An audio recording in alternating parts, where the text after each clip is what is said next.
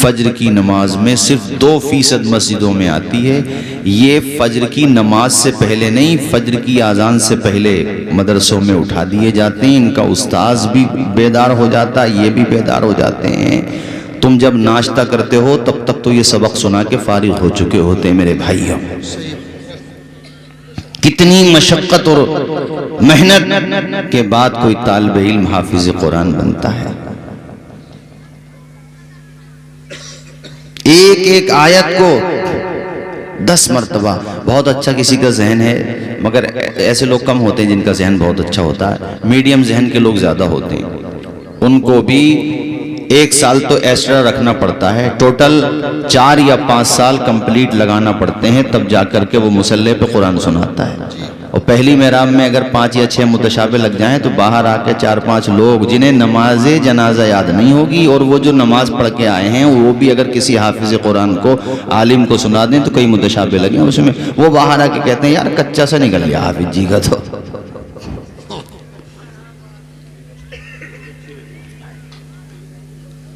یہ پتہ نہیں ہے وہ کھڑا کہاں ہے اور کتنا پریشر ہے اس کے اوپر۔ اسے رکعتیں بھی یاد رکھنا، کتنی رکعات ہو گئیں، ہر 4 رکعات کے بعد 4 رکعتوں کے بعد اسے بیٹھنا بھی ہے، وہ بھی یاد رکھنا ہے، اور کہاں سے اس کو پکڑ لینا ہے، جو جہاں سے چھوڑا تھا وہ بھی یاد رکھنا ہے۔ تو یار وہ مشین تو نہیں ہے، انسان ہی تو ہے۔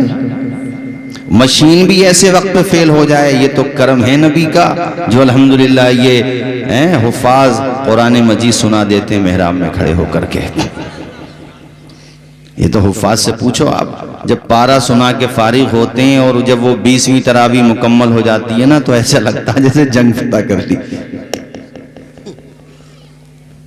وطر پڑھ کے جب آتے ہیں نا تو 1-2 گھنٹہ بہت ریلیز محسوس کرتے ہیں، بہت ریلیف، اور ایسا لگتا ہے بہت سکون، مگر پھر ہاں اگلے دن کی تیاری۔ ارے کیسی سحری حافظ تطہیر صاحب، سحری افطار کی برکتیں بے شک اپنی جگہ، مگر قرآن مجید سنانے کی جو فکر ہوتی ہے، مقصد یہ ہوتا ہے۔ تو اس لیے حفاظ کو اگر متشابہ لگے، 1 یا 2 یا زیادہ بھی لگ جائیں، تو اس کی پشت پہ ہاتھ رکھ کے یہ کرو کہ حافظ صاحب بہت اچھا پڑھ رہے ہو، سمجھ میں آ رہا، متشابہ کی فکر نہ کرو، انسان ہو، غلطیاں تو ہو سکتی ہیں، متشابہ تو لگے گا۔ میں جو کہہ رہا ہوں آپ کے سمجھ آ رہا ہے کہ نہیں؟ بولو، کتنی محنت مشقت کے بعد یہ حافظ بنے۔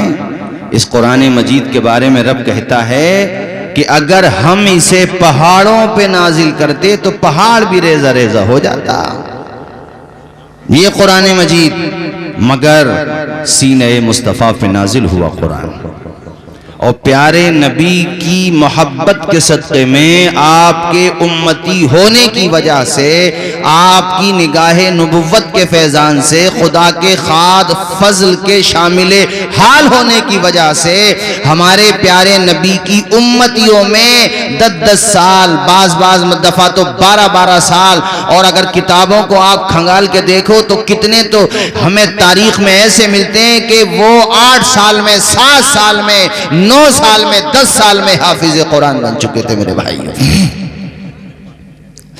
اور ابھی ماشاءاللہ ہمارے عزیزم قاری فیض الدین صاحب کے پاس ایک طالب علم حسن پور کا، کتنے سال کا ہے وہ؟ ارے تو 11 سال کا، مگر 5 مہینے 10 دن میں حافظ قرآن بن گیا ماشاءاللہ۔ نہیں بولو گے زور سے سبحان اللہ؟ اس سے ایمان مضبوط ہوتا ہے۔ یہ جو دنیا سوچتی ہے نا مٹ جائے گا، قرآن ختم ہو جائے گا، قرآن نہ ہمارا محتاج نہ آپ کا محتاج، قرآن کو بچانے والی ذات، محفوظ رکھنے والی ذات وہ ہے جو لم یزل ہے، جسے کبھی فنا نہیں ہونا ہے، وہ باقی رکھے گی۔ ہاں وہ اپنے اسلام کو یتیم نہیں ہے، اللہ تعالیٰ اپنے دین کے محافظوں کو پیدا فرماتا رہے گا۔ بتاؤ 5 مہینے 10 دن میں حافظ، اور اعلیٰ حضرت تو 1 مہینے میں حافظ قرآن ہو گئے تھے، 1 مہینے میں۔ میں نے ابھی چونکہ اچانک یہ موضوع بن گیا، پچھلے سال میں نے بتایا تھا کتنے علماء گزرے ہیں، کتنے ہمارے اکابر گزرے ہیں جنہوں نے بہت، علامہ فضل حق خیر آبادی نے بہت کم وقت میں قرآن مجید کا حافظہ کر لیا تھا، بہت کم وقت میں۔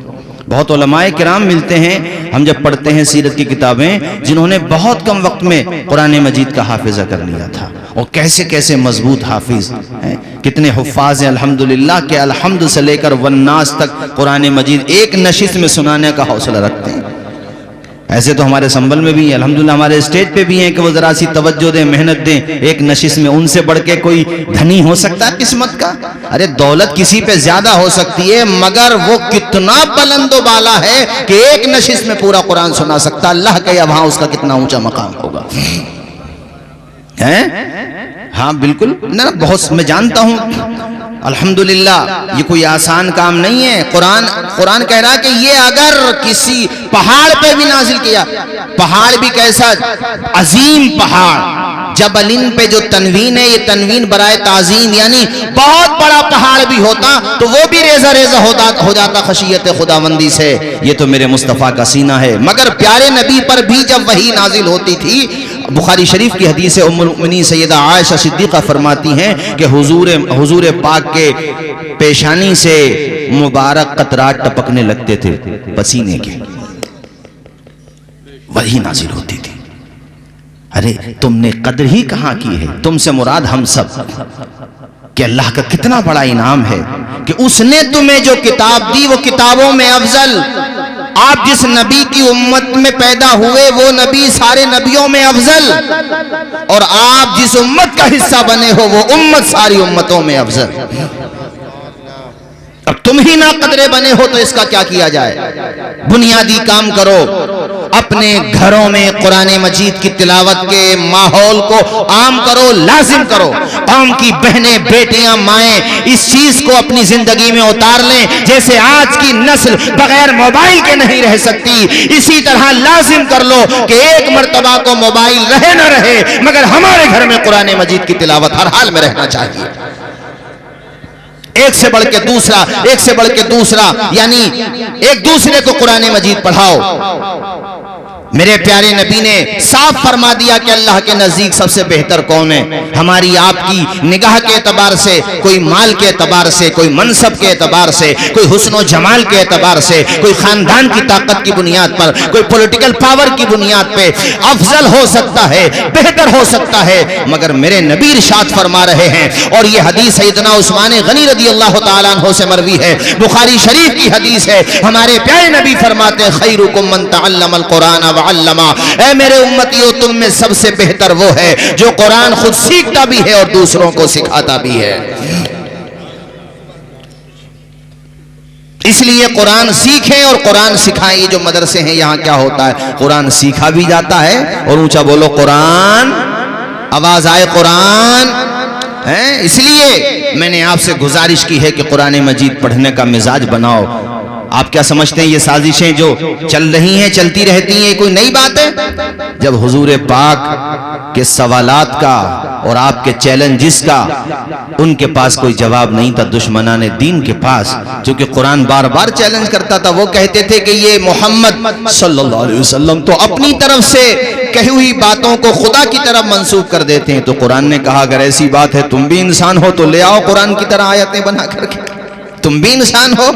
تو انہوں نے باضابطہ کوشش کر کے ایک بہت ہی اس زمانے کے ان کے بڑے عالم جو بہترین اپنے دور کا بزلہ سنج شاعر تھا، فی البدیع اشعار کہہ دیا کرتا تھا، نپے تلے انداز میں اپنا معافی ضمیر ادا کر دیا کرتا تھا، بڑا غضب کا وہ شاعر تھا، حاضر دماغ بھی تھا، فصاحت و بلاغت کی نبض پکڑ کے وہ شاعری کیا کرتا تھا. اس کا نام عبداللہ ابن مقفع بتایا جاتا ہے. اس کو انہوں نے تیار کیا تھا اور کہا تھا کہ ہم چاہتے ہیں تم مسلمانوں کے پیغمبر سے مناظرہ کرو، ان سے جا کر کے بات چیت کرو، ہم یہ چاہتے ہیں کہ تم ان کے چیلنج کا عملی جواب دو. عبداللہ ابن مقفع ابھی تک حالات سے واقف نہیں تھا. اس کو ٹرین کیا گیا، تیار کیا گیا. عبداللہ ابن مقفع آگے جا رہا تھا اور مکہ کے تمام بڑے بڑے سردار اس کے پیچھے پیچھے جا رہے تھے. وہ آگے بڑھتا جا رہا تھا. اس نے راستے میں گزرتے ہوئے مسلمانوں کے ایک ذرا سے بچے کی زبان پہ قرآن کی ایک آیت کو سن لیا تھا. وہیں پہ کھڑے ہو کر کے اس بچے سے کہتا ہے ماذا تقرؤ، اے بچے تو پڑھ کیا رہا ہے؟ اس بچے نے کہا انا اقرؤ القرآن، میں قرآن پڑھ رہا ہوں. اپنے ساتھ کے لوگوں سے کہا کہا واپس ہو کر کے چلو. یہ آیت سن کے مجھے اندازہ ہو گیا ہے کہ محمد کا جواب میں اکیلا کیا، سارے عرب کے فصحاء کو بلا لو، بلغاء کو بلا لو، ساری دنیا کے پڑھے لکھوں کو بلا لو، محمد کا جواب مل کر کے بھی سب لوگ نہیں دے سکتے ہیں. امام احمد رضا بریلی کی سرزمین سے پکارتے ہیں تیرے آگے یوں ہے دبے لچے فصحاء عرب کے بڑے بڑے، کوئی جانے منہ میں زبان نہیں بلکہ جسم میں جانے. سبحان اللہ. نعرہ تکبیر، نعرہ رسالت. علماء اہل سنت نعرہ تکبیر، نعرہ رسالت. ایک بوڑھا شاعر تھا اور بہت بڑا ادیب تھا. وہ اس نے بہت ریسرچ کیا اپنے طور پہ. ریسرچ کا مطلب اس نے کافی تلاش کیا کہ کچھ ایسا ملے جس سے میں قرآن پہ اعتراض کروں. تو اسے 3 الفاظ ملے، کبارہ، حضون اور اجابہ. یہ 3 الفاظ مطلب وہ یہ سمجھتا تھا کہ یہ الفاظ ایسے ہیں جو قرآن میں نہیں ہونے چاہیے، خدا کے کلام میں ایسے الفاظ. اس کے دماغ میں یہ تھا کہ قرآن مجید میں ایسے الفاظ کیوں ہیں، حضون، اجابہ اور کبارہ. وہ یہ سوچتا تھا کہ یہ فصاحت کے معیار سے گرے ہوئے ہیں، مطلب یہ وہ الفاظ ہیں جو سطحی ہیں. اس نے یہ سوچا اور وہ حضور کے پاس گیا مناظرہ کرنے. میرے آقا قرآن مجید کی تلاوت کر رہے تھے، جب وہ آیا تو آپ خاموش ہو گئے. کہا کیسے آنا ہوا؟ ایسے ایسے آیا ہوں اور یہ 3 الفاظ لے کر کے آیا ہوں میں. مجھے بتائیے کہ یہ اگر خدا کا کلام ہوتا تو یہ 3 الفاظ اس قرآن میں کیسے ہیں؟ حضون کا مطلب ہوتا ہے جس کا مذاق بنایا گیا، عجابن بہت عجیب چیز، کبارن بہت بوڑھا. تو وہ حضور پاک نے کیسا جواب دیا؟ ارے میرے حضور سے مناظرہ کرنے آیا تھا. حضور نے فرمایا بیٹھ جاؤ، بیٹھ گیا. کچھ دیر بیٹھا، حضور نے فرمایا کھڑے ہو جاؤ، کھڑا ہو گیا. کہا سامنے بیٹھو، سامنے آ کے بیٹھ گیا. حضور نے کہا چلو کھڑے ہو جاؤ، ادھر بیٹھو. جب 2-3 دفعہ حضور نے ایسے کہا تو کہتا ہے اتتخذونی حضون، کیا آپ میرا مذاق اڑا رہے ہیں؟ انا شیخ کبارہ، میں بہت بوڑھا ہوں. ھذا شیء عجاب، یہ تو بڑی عجیب بات ہے. جن 3 ورڈ پہ خود اعتراض کر رہا تھا میرے نبی نے اس کی زبان سے نکلوا کر کے دکھا دیا. سبحان اللہ، سبحان اللہ. بہت ارے بات سمجھ میں نہیں آئی؟ مطلب جن 3 ورڈ پہ اس کو آبجیکشن تھا حضور نے اس کی زبان سے، حضور نے کہا کیا کہا تم نے؟ تو اب وہ غور کیے بغیر پھر کہتا اتتخذونی حضوا. حضوا پہ اعتراض کر رہا تھا اور خود ہی کہہ رہا اتتخذونی حضوا. آپ میرا مذاق اڑا رہے ہیں، آپ میری انسلٹ کر رہے ہیں. انا شیخ کبارہ، میں تو بہت بوڑھا ہوں. ھذا شیء عجاب، یہ تو بڑی عجیب بات ہے. کبھی ادھر بٹھاتے ہیں، کبھی ادھر بٹھاتے ہیں. حضور نے کہا یہ 3 ورڈ اگر فصاحت سے گرے ہوئے ہیں اور تو اپنے آپ کو بہت بڑا تعلیم یافتہ فصیح سمجھتا ہے تو تو ان الفاظ کو کیوں ادا کر رہا ہے؟ ایسا تماچا رسید کیا میرے آقا نے. آیا مناظرہ کرنے تھا مگر منہ لٹکائے ہوئے واپس جا رہا تھا. اسلام کی فتح کا پرچم لہرا رہا تھا، قرآن مجید کی فصاحت کا پرچم لہرا رہا تھا. اسی لیے میں نے بہت دفعہ یہ اشعار پڑھے، آج پھر پڑھتا ہوں میرے بھائیوں کہ پلٹ کے مصطفیٰ کی چوکھٹ پہ آ جاؤ. اپنے گھروں میں قرآن مجید کی تلاوت کا ماحول بناؤ، اپنے بچوں کو قرآن بناؤ. بے شک انہیں ماڈرن ایجوکیشن سے مالا مال کرو، بے شک انہیں ڈاکٹر، انجینئر، پائلٹ، ایڈوکیٹ بناؤ.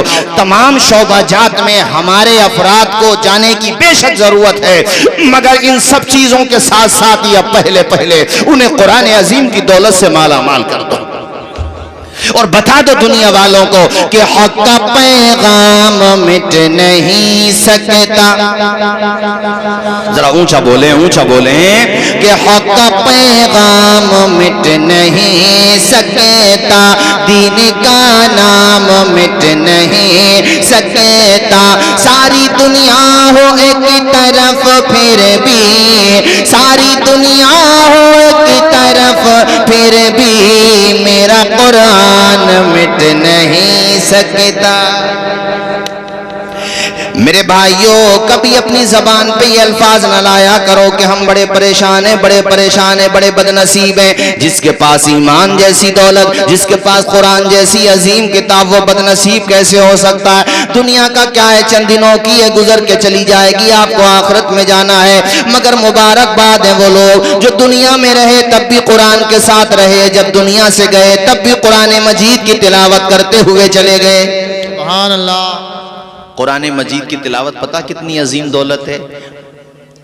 امام جلال الدین سیوطی المتوفہ 911 ہجری نے اپنی کتاب شرح الصدور میں ایسے متعدد واقعات لکھے ہیں بزرگان دین کے کہ جنہیں قرآن عظیم سے والہانہ محبت تھی، والہانہ مطلب انہیں قرآن پڑھنا تھا تو پڑھنا تھا بس، یعنی قرآن عظیم کی تلاوت کا ناغہ نہیں ہوتا تھا۔ اور ہمارے لوگ کتنا پڑھتے ہیں قرآن؟ بعض ایسے بیٹھے ہوں گے یہاں پر، اور میں ماں و بہنوں سے بھی کہہ رہا ہوں کہ پورے 11 مہینے کے بعد رمضان کا چاند جب نظر آتا ہے تب انہیں قرآن کی یاد آتی ہے۔ 11 مہینے تک انہیں قرآن یاد نہیں آیا۔ رمضان شریف میں انہوں نے اٹھایا، اور بعض گھر میں اللہ معاف کرے مگر یہ بات سچ ہے اس لیے عرض کر رہا ہوں کہ بیڈ روم کے دروازے صاف ہوں گے، آپ کے پردے صاف ہوں گے، مگر جس جزدان میں قرآن رکھا ہوا ہے وہ جزدان تک صاف نہیں ہوتا ہمارے گھروں میں۔ سچ ہے تو بولو۔ اور پھر یہ شکوہ کہ گھر میں برکت نہیں آتی، یار قرآن رکھا ہوا ہے اس کے جزدان پہ گرد و غبار جم رہا ہے تو برکت کہاں سے آئے گی تمہارے گھر میں؟ تم اگر قرآن پابندی کے ساتھ پڑھتے تو ایسا تھوڑی نہیں ہوتا جیسا آج ہو رہا ہے۔ علامہ اقبال نے بڑی اچھی بات کہی ہے، وہ فارسی کا شعر ہے، اس کے 2 مصرے ہیں، اس کا نچوڑ یہ ہے کہ ہمارے مسلمان بھائیوں نے قرآن سے بہرحال مرنا تو سیکھا، کہ یہ رواج تو آج بھی ہے کہ کسی کا دم چلے تو بیٹے قرآن پڑھے ہوئے ہیں تو بیٹے بیٹیاں گھر والے وہ نہیں ہیں تو امام صاحب کو بلائیں گے، لیکن بہرحال مرتے وقت انہیں قرآن کی یاد آتی ہے، یہ اچھی بات ہے۔ مگر آگے وہ کہتے ہیں کہ اے مسلمانوں، تم نے قرآن سے سیکھا تو صرف مرنا ہی سیکھا، ارے اس سے جینا بھی سیکھ لیتے تو تمہاری زندگی کی معراج ہو جاتی۔ مطلب قرآن سے سیکھا بھی تو مرنا ہی سیکھا، اچھی بات ہے، چلو یہاں پہ تم قرآن کے ساتھ جڑے رہے، مگر کاش تم اس قرآن سے جینا بھی سیکھ لیتے۔ وہ کون سا سبق ہے جس کا ذکر قرآن مجید میں نہ ہو؟ وہ کون سی سچویشن ہے جس سے نکلنے کا حل قرآن مجید میں نہ ہو؟ جب تم پہ ظلم ہو رہا ہو اس بنیاد پر کہ تم اپنے نبی کے امتی ہو، تم قرآن پڑھتے ہو، تم اہل اسلام ہو، تو گھبرانا نہیں۔ قرآن میں بار بار پچھلی امتوں کا تذکرہ کیوں آیا؟ اسی لیے تو آیا کہ انہیں پڑھو گے تمہیں سبق ملے گا۔ کبھی نمرود تمہارے سامنے کوئی کھڑا ہو جائے تو خوف زدہ مت ہونا، اس لیے کہ جب نمرود آتا ہے تو کوئی ابراہیم بھی آتا ہے۔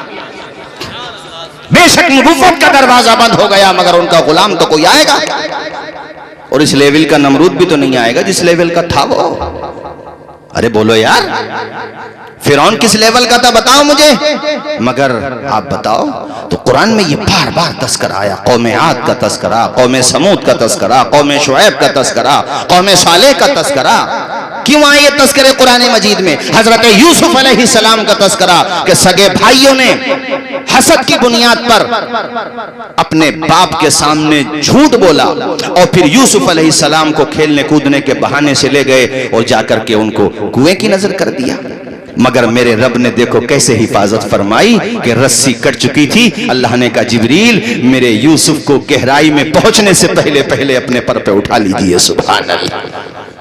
اندھیرے میں رہے، قافلہ جا رہا تھا، انہوں نے نکالا، بازار مصر میں پیشے بھی گئے، کتنی کلفتیں کتنی پریشانیاں۔ آپ اپنے بیٹے کو 1 دن نہ دیکھیں 2 دن نہ دیکھیں پاگل ہو جائیں، اور وہاں تو پیغمبر ہیں حضرت یعقوب علیہ السلام، ان کے باپ بھی پیغمبر، ان کے دادا بھی پیغمبر، ان کے دادا ابراہیم ہیں، ان کے باپ اسحاق ہیں، اور حضرت یعقوب خود بھی نبی ہیں، اور یوسف علیہ السلام بھی نبی ہیں۔ میرے بھائیوں آپ تصور کیجئے کہ بیٹا جدا ہو چکا ہے، ادھر بیٹے کو اپنے باپ کی کتنی یاد آتی ہوگی، اور ادھر باپ کو تو اتنی یاد آتی تھی کہ ایک دور ایسا بھی آیا جب روتے روتے آنکھوں کی بینائی چلی گئی تھی۔ میرے عزیز دوستو یہ کیوں ہے قرآن میں تذکرہ؟ اسی لیے کہ کبھی تمہارے سامنے حق کی بنیاد پر، سچائی کی بنیاد پر پریشانی آ جائیں تو ایمان کا سودا نہ کرنا، احساس کمتری کا شکار نہ ہونا، خوف زدہ نہ ہونا۔ یہ بات یاد رکھنا کہ جس نے ماں کے پیٹ میں 3 اندھیروں میں ہماری حفاظت کی ہے، جس نے ایک لوتھڑے سے ایک قطرے سے لوتھڑا بنایا اور پھر ہمیں انسان بنا دیا، ہمیں ماں کے پیٹ میں جس نے زندگی دی وہی خدا ہے کہ جب کوئی ساتھ دے نہ دے مگر اس خدا کا ساتھ ہمارے ساتھ ہمیشہ رہے گا۔ حضرت موسیٰ علیہ السلام اور حضرت ہارون علیہ السلام، جب دونوں کو اللہ تعالیٰ نے کہا کہ جاؤ ذرا ابراہیم کے پاس جاؤ، مطلب حضرت موسیٰ اور حضرت ہارون، ہاں ان کے بھائی ہیں حضرت موسیٰ کے، ان دونوں سے اللہ تعالیٰ نے فرمایا کہ جاؤ ذرا فرعون کو جا کر کے تبلیغ کرو، دین کی دعوت دو۔ تو پتہ اللہ نے کیا کہا؟ جاؤ تم، اسمع و ارا، میں تمہارے ساتھ ہوں، میں سن بھی رہا ہوں اور دیکھ بھی رہا ہوں۔ ایک جگہ قرآن میں اللہ کہتا ہے وَهُوَ مَعَكُمْ أَيْنَمَا كُنْتُمْ، تم کہیں پر بھی رہو تمہارا خدا تمہارے ساتھ ہے۔ ذرا زور سے نہیں بولو گے؟ یہ بلیو، یہ یقین، یہ عقیدہ اپنے دماغ میں اتار لو، اپنی نسلوں کے دماغ میں اتار دو۔ تم مظلوم فلسطینی بھائیوں کو نہیں دیکھتے ہو؟ ان کے چھوٹے چھوٹے بچے، انہیں کھانے کو لقمہ نہیں ملے، لائن میں صبح سے شام تک لگے ہوئے ہیں مگر روٹی کا لقمہ نہیں ملا، انہیں ترکاری نہیں ملی، سالن نہیں ملا، پینے کو پانی نہیں ملا۔ جب پلٹ کے آتے ہیں یقیناً آنکھ میں آنسو ہوتے ہیں مگر زبان پہ شکوہ نہیں ہوتا۔ جانتے ہو کیا ہوتا؟ حسبنا اللہ، ہمارے لیے اللہ کافی ہے۔ اس کو کہتے ہیں ایمان، اس کو کہتے ہیں یقین۔ یہ سب سے بڑی دولت ہے، اس سے بڑی دولت کچھ بھی نہیں ہے میرے بھائیوں۔ قرآن میں کیوں تذکرہ بار بار آ رہا؟ روتے روتے میں نے کہا ان کی آنکھوں کی بینائی چلی گئی تھی۔ اور پھر میں بتا رہا تھا آپ کو کہ حضرت یوسف علیہ السلام کو بازار مصر میں بیچا بھی گیا، عزیز مصر نے خرید لیا، ان کی بیوی نے تہمت بھی لگائی، جیل بھی جانا پڑا، جیل میں بھی رہے۔ اور یہاں ایک بات بتاؤں، جو علماء حق سچائی کی بنیاد پر، انصاف کی بنیاد پر اور مظلوموں کے حق کی بنیاد پہ آواز اٹھاتے ہوئے پسے زندہ بھیج دیے جاتے ہیں، ان سے کبھی بدگمان مت ہونا، بلکہ سوچنا کہ اللہ کی دی ہوئی توفیق سے یہ حضرت یوسف علیہ السلام کی سنت ادا کر رہے ہیں۔ ہم اپنے بھارت کی اگر بات کریں تو علامہ فضل حق خیر آبادی نے کیا کالا پانی کی سزا نہیں کاٹی؟ کیا علامہ سید کفایت علی کافی نے پھانسی کے پھندے کو نہیں چوما؟ کیا ہمارے ہزار علماء ذویل احترام نے کتنی عظیم سزائیں برداشت کی تو کبھی ان کے پائے استقلال میں لغزش نہیں آئی، کبھی وہ گھبرائے نہیں، چونکہ ایمان ساتھ ہے۔ ارے دنیا کا ساتھ کب تک ساتھ ہے؟ ہمارا وہ خدا ساتھ ہے جو ماں کے شکم میں بھی ہمارے ساتھ تھا، جب دم نکل جائے گا تو قبر میں بھی تو وہی ہمارے ساتھ ہوگا۔ مجھے بتاؤ قبر میں کون ساتھ جاتا؟ زور سے بولو، دوست ساتھ جاتا ہے؟ سگی ماں ساتھ نہیں جاتی، جو پراپرٹی تم نے کمائی وہ پراپرٹی بھی ساتھ نہیں جاتی، کفن کے 3 کپڑے ساتھ جاتے ہیں۔ ہاں وہاں پر بھی اگر ساتھ ہوتا ہے تو میرے خدا کا ساتھ ہوتا ہے، اور رب کے کرم سے اس کے محبوب حضرت محمد مصطفیٰ صلی اللہ علیہ وسلم کا ساتھ ہوتا ہے۔ وہ مسکرا گئے، بہاریں آ جائیں گی، حسن عمل لے کر کے گئے، عشق مصطفیٰ لے کر کے گئے، قرآن مجید کی محبت لے کر کے گئے، نماز کے سجدے لے کر کے۔ اگر تم قبر میں گئے تو بریلی سے امام احمد رضا کا لہجہ آواز دے رہا ہے، قبر میں لہرائیں گے تا حشر چشمے نور کے، جلوہ فرما ہوگی جب طلعت رسول اللہ کی۔ اور پھر دیکھو امتحان سے گزرتے رہے یوسف علیہ السلام۔ ایک دور وہ بھی آیا، آپ خواب کی تعبیر بتا دیا کرتے تھے، 2 قیدی تھے۔ جب قرآن مجید کی آیتوں کا ترجمہ بتا رہا ہوں میں، آیات کا ترجمہ اور اس کی کچھ تفسیر، ان میں سے آپ نے بتایا کہ ایک کو پھانسی ہونا، ایک کو رہا ہونا ہے۔ جس کو رہا ہونا اس سے کہا کہ ذرا اپنے بادشاہ سے میرا تذکرہ کر دینا۔ بہرحال وہ تذکرہ آیا، قحط کا دور تھا، سلیوشن بتانے کے لیے قیدی کو نکالا جا رہا ہے، اور آپ نے جو سلیوشن بادشاہ کو بتایا وہ بالکل صحیح نکلا۔ اس کا نتیجہ یہ ہوا کہ بادشاہ نے اپنے تخت پر اپنے خاندان والوں کو نہیں بٹھایا، حضرت یوسف علیہ السلام کو بٹھایا، اور آپ نے پہلے ہی کہہ دیا تھا کہ مجھے یہ تخت دو تاکہ میں ذمہ داری سنبھالوں، چونکہ آپ سب سے زیادہ اہل تھے۔ اور پھر آپ نے مصر کی سرزمین پر ایسا نظام حکومت چلایا کہ دنیا میں مثال دی جانے لگی، اور وہی والد محترم بھی مل گئے، اور وہ بھائی جنہوں نے آپ کو کنویں میں ڈالا تھا قدرت نے بھی وہاں تک پہنچا دیا۔ ایک دفعہ آئے، پھر گئے، پھر آئے، اور پھر راز کھلا، اور پھر وہی بھائی سجدے میں گر گئے۔ ان کی شریعت میں سجدے تعظیمی جائز تھا۔ میرے کہنے کا مقصد یہ ہے، کبھی پریشانی آئے تو گھبراؤ نہیں، آج پریشانی ہے تو کل آسانی ضرور آئے گی، آج اندھیرا ہے تو کل سویرا ضرور آئے گا۔ گہری ہے غم کی شام مگر شام ہی تو ہے۔ زور سے بولو، گہری ہے غم کی شام مگر شام ہی تو ہے۔ اور اندھیرا جتنا گہرا ہوتا ہے نا، اجالا اتنا ہی پیارا ہوتا ہے۔ ہوتا ہے کہ نہیں ہوتا ہے؟ تو اجالے کی طرف لانے کے لیے سب سے پہلا اسٹیپ، سب سے پہلا قدم یہ ہے کہ تم قرآن مجید کی طرف آ جاؤ، حضور کی محبت کی طرف آ جاؤ۔ صرف نعرے بازی نہیں، نہیں، نعرے اپنی جگہ ہیں بے شک، عملی طور پہ آ جاؤ، اپنی آنے والی نسلوں کے دماغ میں، دل دماغ میں یہ بات بٹھا دو کہ محمد سے وفا تو نے تو ہم تیرے ہیں، یہ جہاں چیز ہے کیا لوح و قلم تیرے ہیں، یہ بات بٹھا دو ان کے ذہن و دماغ میں، انہیں پیارے نبی کی محبت کا جام پلا دو اپنی نسلوں کو، انہیں قرآن مجید پڑھاؤ۔ فلسطین میں نہیں دیکھتے ہو تم، رہنے کو مکان تک نہیں ہے، وہ ایسی جیسے آپ کے جلسے کا یہ شامیانہ ہے، ایسی ان کے خیمے سے بنے ہوئے ہیں، ان لوگوں نے انہی خیموں میں تعلیم شروع کر دی۔ ارے بولو، اونچا بولو سبحان اللہ۔ اور سب سے زیادہ حفاظ اگر کہیں پر بنتے ہیں نا، بیٹیاں اور بیٹے، تو وہ اسی سرزمین پہ بنتے ہیں، وہ ایک دوسرے کو حافظ بنا رہے ہیں، پڑھا رہے ہیں، تعلیم کو ختم نہیں ہونے دیا۔ یہ میں آپ سے بھی کہہ رہا ہوں کہ یہ جھگڑے، آپس کے اختلافات ہیں کہ میری ناک اونچی اور فلاں کی ناک نیچی، یہ سب ختم کرو۔ پیسہ جو ہے اس کو محفوظ رکھو، جہاں خرچ کرنا چاہیے وہاں خرچ کرو، تعلیم پر اٹھاؤ، کسی کے کام آنے پہ اٹھاؤ۔ یہ کیا بات ہوئی کہ چند پیسے ہو گئے، گھر پہ شادی آ گئی تو ڈیجوں کے آگے ریچوں کی طرح ناچو، تاکہ ہمارے غیر مسلم بھائی بھی دیکھ کے بزن ہو جائیں کہ یہ مسلمان ہیں جنہیں دیکھ کے شرمائیں یہود۔ ایسے حالات میں بھی بتاؤ ایسا ہو رہا کہ نہیں ہو رہا، بتاؤ۔ تو پیسہ صحیح جگہ پہ اٹھاؤ، کامیاب جگہ پہ اٹھاؤ، اچھی جگہ پہ اٹھاؤ۔ اے میرے بھائیوں، نیک بنو، ایک بنو، قرآن مجید کی زیادہ سے زیادہ تلاوت کرو، روزانہ تلاوت کیا کرو، پڑھا کرو، اور ساتھ ہی ساتھ میرے بھائیوں نماز فرض ہے، نماز کی طرف آ جاؤ۔ مجھے بڑا دکھ ہو رہا ہے یہ بات کہتے ہوئے کہ آج بھی ہمارے یہاں مسجدیں خالی نظر آتی ہیں، صرف جمعے کے دن مسجد آباد نظر آتی ہے۔ کاش ہر دن 5 وقت کی نماز میں اسی طرح نمازیوں کی تعداد نظر آنے لگے جس طرح سے جمعے کے دن نظر آتی ہے، تو انشاءاللہ بہت بڑا انقلاب آ جائے۔ آپ لوگ 5 وقتہ نماز پڑھا کرو، نماز میں لاپرواہی نہ کیا کرو، اپنے دل کا رشتہ اپنے رب سے مضبوط کرو۔ نماز پڑھنے سے، قرآن پڑھنے سے، کار خیر میں حصہ لینے سے اللہ تعالیٰ سے رشتہ مضبوط ہوتا ہے، اللہ تعالیٰ کی طرف دل جب راجع ہو جاتا ہے، اللہ کی بارگاہ میں رونے لگتا ہے دل اور آنکھیں، تو انشاءاللہ بہت بڑا انقلاب آ جاتا ہے۔ میرے بھائیوں،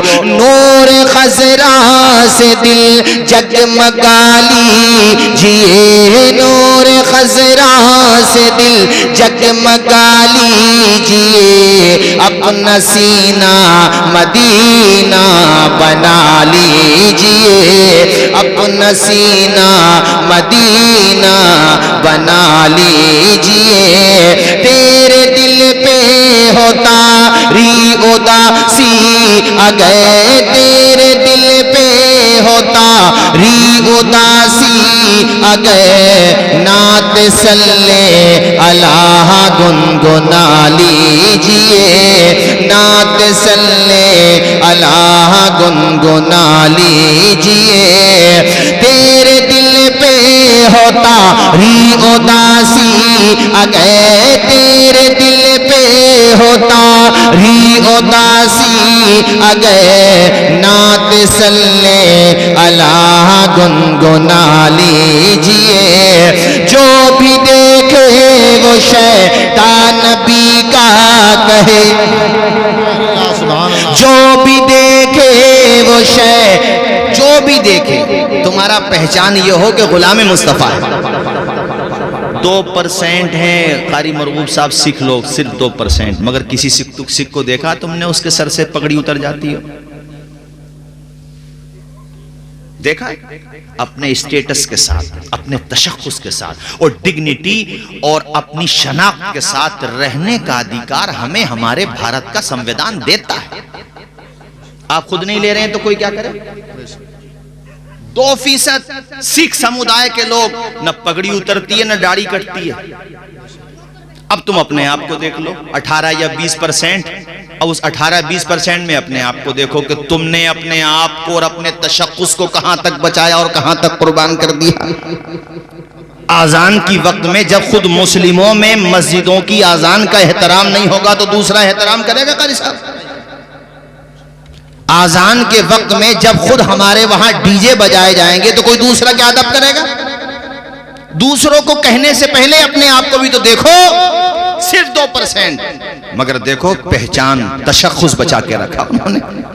بولو ویلیو ہے ان کی، اونچا بولو. کیوں؟ اس لیے کہ انہوں نے اپنی ویلیو بنائی.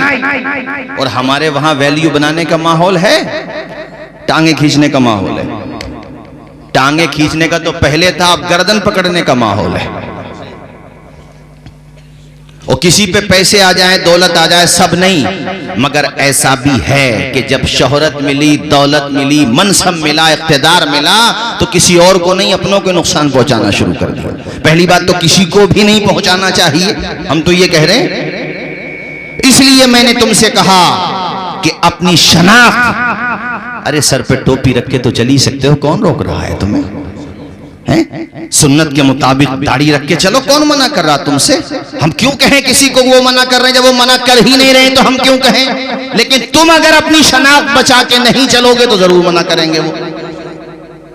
بولو، جب سب ہی رکھ لیں گے تو وہ کس سے منع کریں گے؟ جب سب کے سر پہ ٹوپی اور اسلامی تشخص ہوگا، کوئی منع نہیں کرے گا. ہمارے بھارت کے سمویدان نے یہ ہمیں آزادی دی ہے، تو اپنی آزادی اور اپنے قانونی حقوق کے لیے تو جد و جہد کرو، اس پہ عمل تو کرو.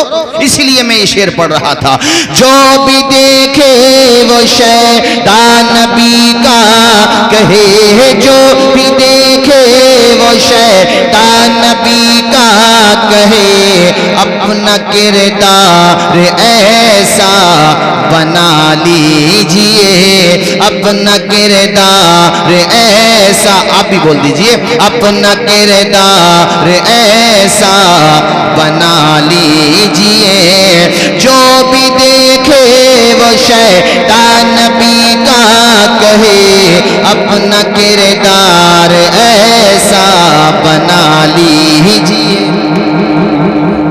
اور میں آخر میں، چونکہ حضرت کے بھی چند مبارک کلمات ہونا ہے.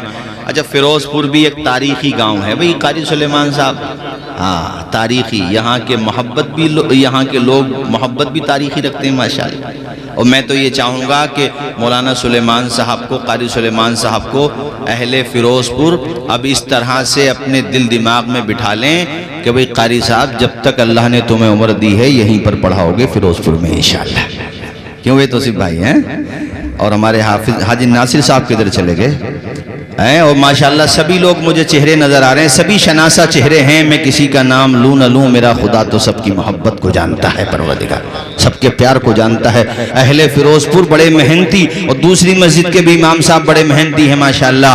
یہ جو ہیں ان کی قدر کرو. اس سال 3 حفاظ فارغ کیے ہیں. اگر تم ان کے دست و بازو بنے رہو گے تو انشاءاللہ آئندہ سال 6 حافظ قرآن بنیں گے، رب نہ چاہا. بولیے انشاءاللہ.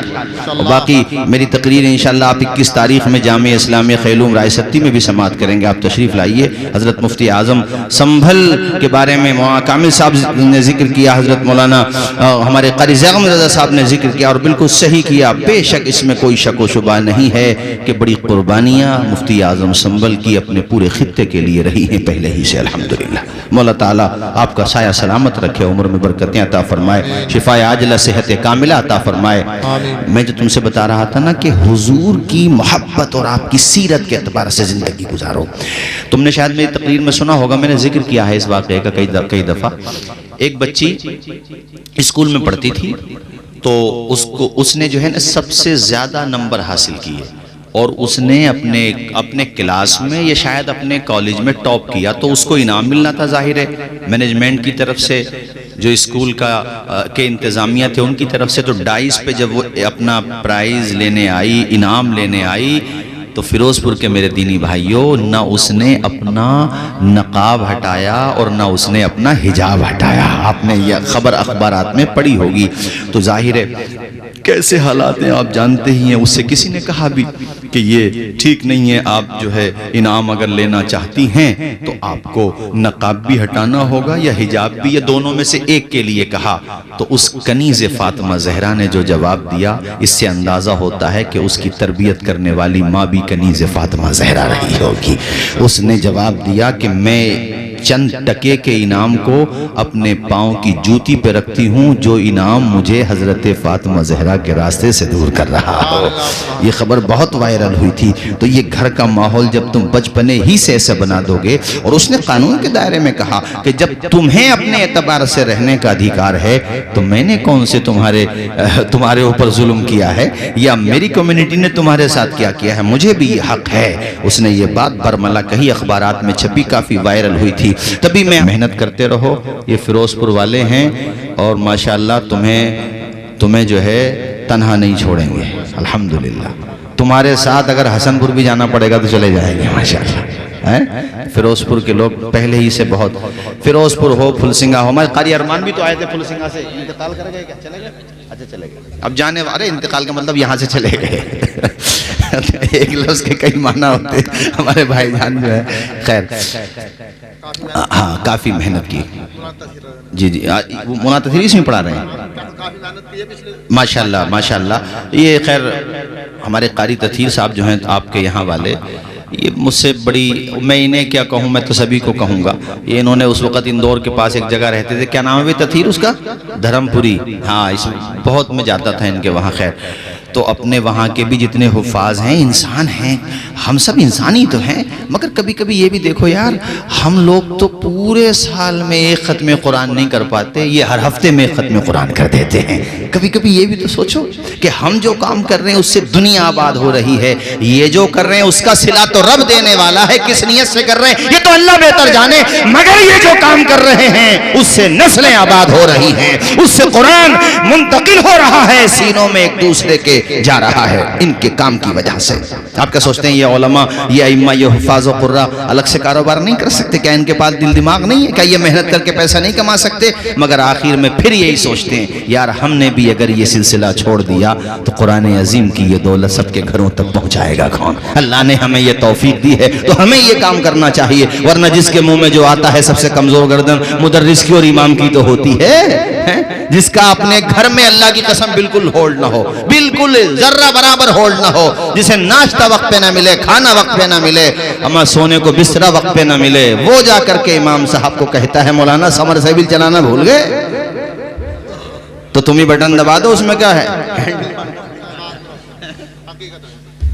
سب نہیں، کبھی آپ سوچو، میں آپ کے اوپر تھوڑی کہہ رہا ہوں یار آپ تو ایسے نہیں ہیں، مگر ہر جگہ ایک دو پیس ضرور ہوگا ایسا۔ حاجی ناظر صاحب ایک دو بیچارہ پر وقتہ اس میں کیا کہوں، ایک دو بدھی جیوی ضرور ہوگا، وہ اس کی اس بات پہ نظر ہوگی کہ یار مولانا صاحب کے پچھلے جمعے کو کپڑے دوسرے تھے، اس جمعے کو دوسرے ہیں۔ ارے مولانا صاحب نے موٹر سائیکل بھی خرید لی، ارے مولانا صاحب نے کار بھی خرید لی، ارے تو دعا کرو اللہ کرے ہیلی کاپٹر خریدیں تاکہ وہ بھی اپنے بچوں کو پڑھائیں جو یہ سوچ کے نہیں پڑھاتے کہ اس لائن میں رکھا کیا ہے، انہیں بھی یہ لگے کہ اسی لائن میں تو سب کچھ ہے، دنیا بھی آباد ہے اور اللہ کے کرم سے ان کی آخرت بھی آباد ہے۔ سبحان اللہ سبحان اللہ۔ صبح مولانا غلام نبی صاحب، میں تو مشورہ دیتا ہوں، میں نے تو ابھی 4-5 روز پہلے ایک جگہ پروگرام تک کمیٹی والے بیٹھے تھے اور ہینڈ ٹو ہینڈ اثر ہوا، انہوں نے 5-6 ممبر کھڑے ہو گئے، بولے حضرت ہمارے، میں نے کہا تنخواہیں امام کی 10-12 پہ رہنے دو گے، 20-25 ہونی چاہیے۔ تھوڑی دیر تو انہیں ایسا لگا مولانا یار 10 سے 20 پہ کو لے گئے، یہاں 6 سے 10 پہ کو آنے میں 10 سال لگ گئے، اور یہ ایک دم سے، میں نے کہا اس لیے بعض لوگ اپنے بچوں کو اس لیے حافظ قرآن نہیں بناتے کہ اس لائن میں رکھا کیا ہے، کتنی تنخواہ ملے گی، کیا ہوگا جب تم 25-30 ہزار پورے محلے بستی کے لیے، بتائیے مفتی اعظم سنبھل ہمارے حضرت، بتائیے کوئی مشکل ہے پوری بستی کے لیے 25-30 ہزار تو مشکل ہے، بتاؤ جب 25-30 ہزار آپ تنخواہ دو گے نا تو لوگوں کی مینٹلٹی چینج ہو جائے گی، ان کا ذہن اپنے آپ چینج ہو جائے گا، کون کہتا ہے اس لائن میں کچھ نہیں رکھا ہے؟ ارے 25,000 روپے ان کے مقتدی تحفے میں دے رہے ہیں اور الحمدللہ ہمارا بیٹا وہاں قرآن مجید سن بھی رہا ہے اور دوسروں کو سنا بھی رہا ہے۔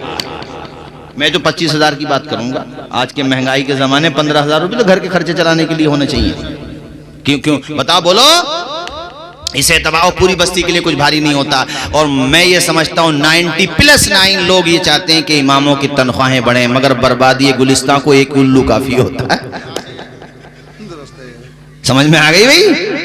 ہماری بات پہ توجہ دو، تمہارے گھر پہ بچہ پیدا ہوا رات میں 3 بجے 2 بجے سردی کی رات جنوری پڑ رہا ہے کوہرا، تو سکندر پور سے مولانا توصیف رضا نہیں آئیں گے کان میں اذان دینے، صدیرن پور سے مولانا کامل صاحب، حافظ فرقان صاحب، یا حیبت پور سے مولانا شوکت صاحب، مولانا عالمگیر صاحب، الجامعۃ الاسلام خیلوم رائے ستی سے ہمارے شہر قاضی حضرت مفتی اعظم سنبل نہیں آ پائیں گے شاید رات میں۔ اس وقت بھی اگر کوئی تمہارے گھر پہ تمہارے بچے کے کان میں پیغام توحید و رسالت دینے کے لیے جائے گا تو وہ تمہارا امام جائے گا، رات کے 3 بجے اٹھ کے جا رہا ہے وہ۔ تو اتنی توفیق نہیں ہو سکتی ہے ہمیں کہ امام صاحب آئے ہیں تو 500,000 روپے ان کے ہاتھ پہ رکھ دے خوشی میں؟ ہاں وہ لڈو کیا گڑی رکھ دیتے ہیں بعض جگہ تو یار۔ ہاں بھائی میں نے بھی تو کری ہے اور گڑ بھی وہ جو بھینسوں آواز پہنچ گئی لوگ سمجھ گئے۔ خیر سب لوگ ایسے نہیں ہوتے ہیں، خیر اماموں سے بھی بڑی محبت کرنے والے لوگ ہوتے ہیں، سب تھوڑی نہیں ایسے ہوتے ہیں، سب ایسے ہوں گے تو پھر تو حوصلہ ٹوٹ جائے گا۔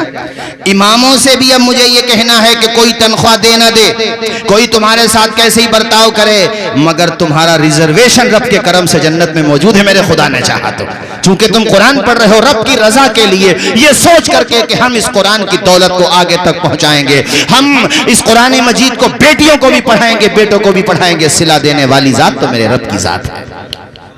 ذرا زور سے بولو نا سبحان اللہ، اور جھوم کے بولو میرے بھائیو سبحان اللہ۔ ہر لفظ کو سینے میں، اشعار تو یاد ہوں گے، آپ بھی پڑھتے رہیں گے تو ذرا اچھا لگے گا، تھوڑی بہت دیر اور بول دیتا ہوں پھر میں ختم کر دیتا ہوں۔ ہر لفظ کو سینے میں بسا لو تو بنے بات، ہر لفظ کو سینے میں بسا لو تو بنے بات، طاقوں میں سجانے کو یہ قرآن نہیں ہے۔ ابھی آپ تقریر ختم کروانا چاہ رہے ہو یا کچھ دیر اور کریں بتائیں ابھی تو بولو، ذرا ہاتھ اٹھا کے بول دو ایک مرتبہ، چلو ہاتھ مت اٹھاؤ سردی پڑ رہی ہے، ایسے بول دو زور سے سبحان اللہ۔ ہم نے تو سمندر میں بھی رستے ہیں نکالے، ہم نے تو سمندر میں بھی رستے ہیں نکالے، یوں ہم کو مٹانا کوئی آسان نہیں ہے، یوں ہم کو مٹانا کوئی آسان نہیں ہے، آسان نہیں ہے۔ سامان تجارت میرا ایمان نہیں ہے، سامان تجارت میرا ایمان نہیں ہے، ہر در پہ جھکے سر یہ میری شان نہیں ہے۔ ماشاءاللہ ہمارے ڈاکٹر شکیل صاحب، دیکھو یہ علم سے محبت کی بات ہوتی ہے، خود ڈاکٹر ہیں اور ماشاءاللہ اچھے ڈاکٹر ہیں، لیکن اپنے بیٹے کو حافظ قرآن بنا رہے ہیں، الحمدللہ بولیے الحمدللہ۔ یہ تو من بنانے کی بات ہوتی ہے۔ ڈاکٹر شکیل صاحب ہمارے ماشاءاللہ، ڈاکٹر خلیل صاحب نے بھی ماشاءاللہ ایک عالم بھی بنا، ایک پڑھ رہا ابھی، اور ہمارے مولانا عظیم صاحب ماشاءاللہ۔ یہ تو من بنانے کی بات ہوتی ہے، پڑھیں میرے ساتھ۔ سامان تجارت میرا ایمان نہیں ہے، ہر در پہ جھکے سر یہ میری شان نہیں ہے، اللہ میرے رزق کی برکت نہ چلی جائے، 2 روز سے گھر میں کوئی مہمان نہیں ہے۔ رب نے ارشاد فرمایا قرآن مجید میں کہ ہم نے ہی قرآن کو نازل کیا اور بے شک ہم ہی اس کے محافظ ہیں۔ قرآن زندہ، قرآن کو نازل کرنے والا خدا حی و قیوم، قرآن کریم کو کوئی مٹا نہیں سکتا، قرآن کو کوئی تبدیل نہیں کر سکتا، ایک لفظ کی چینجنگ نہیں کر سکتا۔ قرآن مجید محفوظ ہے، قرآن مجید میں اللہ خود کہتا ہے لا تبدیل لکلمات اللہ، قرآن کو بدلا جا نہیں سکتا ہے، قول محمد قول خدا، فرمان نہ بدلا جائے گا، بدلے گا زمانہ لاکھ مگر قرآن نہ بدلا جائے گا۔ وما علینا الا البلاغ۔ السلام علیکم ورحمۃ اللہ۔ آپ لوگ دعا سے پہلے نہ جائیں، ہمارے بزرگ